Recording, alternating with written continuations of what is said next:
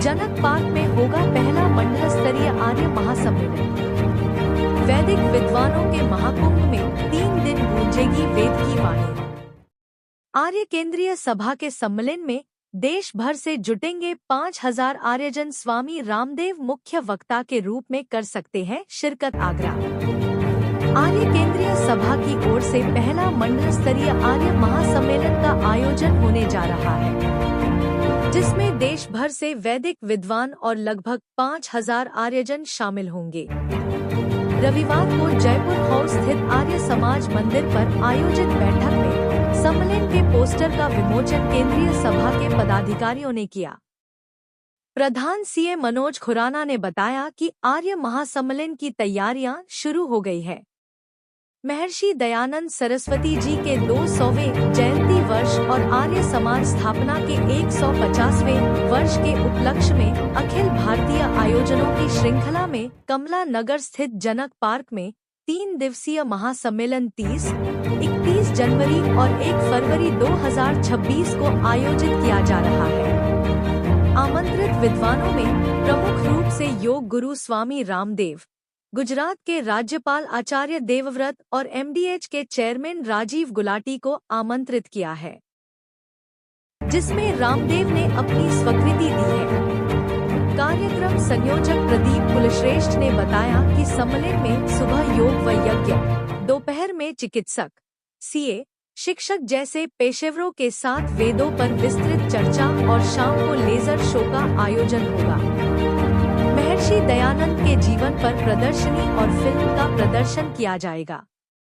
3 दिवसीय कार्यक्रम के दौरान आर्यवीर दल के बच्चों द्वारा अभ्यास का प्रदर्शन और भव्य शोभायात्रा निकाले जाने का बैठक में निर्णय लिया गया। सम्मेलन में आर्य समाज के करीब 1 दर्जन प्रख्यात वैदिक आचार्य और भजनोपदेशक शामिल होंगे। अजय शर्मा, संवाददाता की रिपोर्ट। मेरा नाम वीरेंद्र कुमार कन्नर है। मैं सेवक हूँ आर्य समाज का और आर्य केंद्रीय सभा का मंत्री एक पद दिया गया मुझे।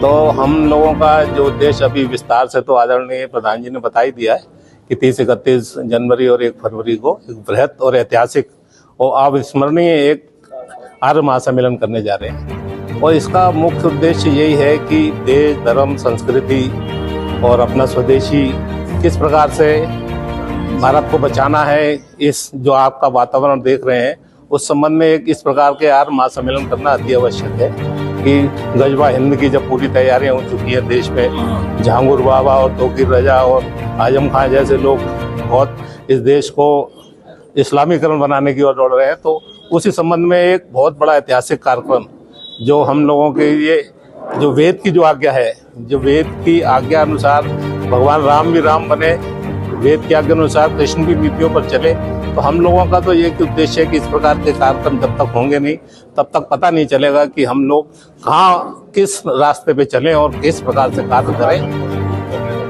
हाँ, बिल्कुल एकजुट होने का प्रयास किया और जो आर्य समाज के बैनर तले हो रहा है, तो मैं आप लोगों के चैनल के माध्यम से बताना चाहता हूँ कि आर्य समाज कोई मत, मजहब, पंथ नहीं है। आर्य समाज है एक विचारधारा जो एक राष्ट्रभक्त की वो है, एक संगठन की राष्ट्रभक्त संगठन है ये। आर्य समाज और सनातन में कहीं ना कहीं भिन्नता नजर आती है। नहीं आप मैं पूजा के विरोध करते हैं और सनातन कहीं ना कहीं मूर्ति पूजा का समर्थन। मैं आपको बड़े संक्षिप्त में, क्योंकि ये एक बहुत छोटी प्रेस कॉन्फ्रेंस है, बहुत संक्षिप्त में बताना चाहूंगा कि मूर्ति पूजा का विरोध हम नहीं करते। हमसे ज्यादा मूर्ति पूजने वाला कोई है ही नहीं दुनिया में, पर हम उन मूर्तियों को पूजते हैं जिन्हें भगवान ने बनाया है। हम उस मूर्तियों को नहीं पूजते जिन्हें मनुष्य ने बनाया है। ईश्वर को हम निराकार मानते हैं। और जो सनातन आप कर रहे हो, सनातन तो वो ये जो ना कभी पुराना हुआ ना होगा, जो सदा था सदा ही रहेगा। बिल्कुल इंसान ने बनाई। वो देखो एक अलग व्यवस्था नहीं, उस मूर्ति में भी भगवान है, मैं ये नहीं मानता। उस मूर्ति को विषय ये नहीं, विषय ये है कि आर्य महासम्मेलन को किस प्रकार से सफल बनाना, अधिक से अधिक लोग आए, आर्य समाज को भी जाने और इस पूरी विचारधारा को भी जाने। और हमारा कोई किसी से कोई मतभेद नहीं है। हमारा मेन विषय ये है कि आर्य महासम्मेलन के माध्यम से देश, धर्म, संस्कृति की रक्षा किस प्रकार करनी है, आगे बताएं। बहुत बहुत धन्यवाद। केंद्रीय सभा का प्रधान हूँ और हमारी आर्य केंद्रीय सभा महर्षि दयानंद के विचारों पर और महर्षि दयानंद ने जो वेद की नीति, वेद के ऊपर चलने का आग्रह किया, उसी पर चलने का प्रयत्न करते हुए आगरा में एक महासम्मेलन करने का निर्णय ले चुके हैं। ये सम्मेलन जनवरी में 30 तारीख, 31 तारीख और 1 फरवरी को होगा। इस कार्यक्रम में शिरकत करने के लिए अभी हम लोग हरिद्वार गए थे तो बाबा रामदेव जी ने स्वीकृति दी है कि मैं अवश्य पहुंचूंगा।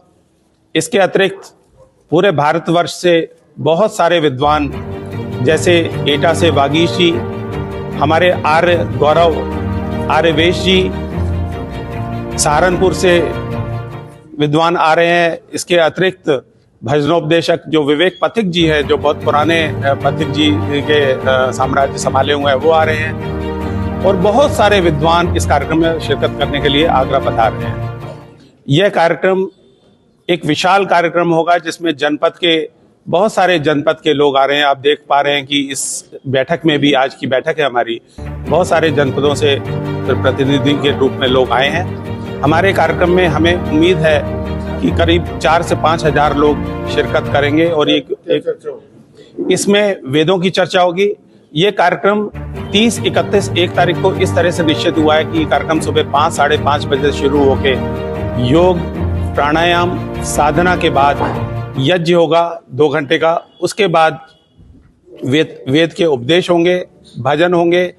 इसके उपरांत दोपहर में भी जो आर्य के प्रबुद्ध जीव हैं, जैसे युवा हैं, चार्टर्ड अकाउंटेंट्स हैं, डॉक्टर्स हैं, उनके लिए कार्यक्रम होगा, क्योंकि हमारे बीच में बहुत सारे विद्वान होंगे।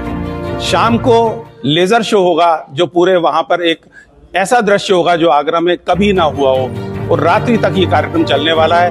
तो मैं आगरा की समस्त जनता से ये निवेदन करता हूँ कि सभी लोग इस कार्यक्रम में पधारें, क्योंकि आपको वहाँ योग के अलावा, वेद के अलावा और भी बहुत कुछ मिलने वाला है। आप सभी का बहुत बहुत धन्यवाद।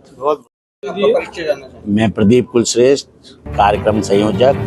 हम लोग आर्य महासम्मेलन 30, 31 और 1 फरवरी को कमलानगर जनक पार्क में कर रहे हैं, जिसमें आर्य समाज के 3-4 हजार लोग आने की संभावना है और सन्यासीगण आ रहे हैं, विद्वजन आ रहे हैं, जैसे भागीश जी हो गए, बाबा रामदेव ने स्वीकृति दे दी है, उनके भी आने की उम्मीद है।